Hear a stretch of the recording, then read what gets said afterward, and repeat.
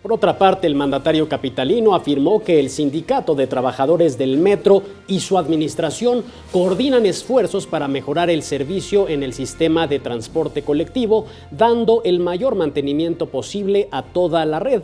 Esto derivado de las recientes fallas que se han registrado en diversas líneas, causando saturación y molestia en los usuarios. Destacó que como medida de seguridad, el sistema operativo de los convoyes no permite la presencia de varios trenes en las vías, por lo que a veces un tren puede tardar en avanzar y provocar los retrasos. Vamos a escuchar. Muchas veces, ahora en época de lluvias, se genera la marcha lenta. Hemos tenido situaciones que son propias de la infraestructura del metro, que son atendidas en el momento.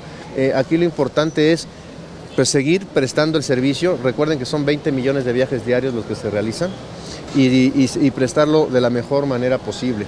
Esa es la instrucción y vamos a seguirlo. Nosotros dejamos un metro funcionando y cubriendo esos alcances de los viajes por día.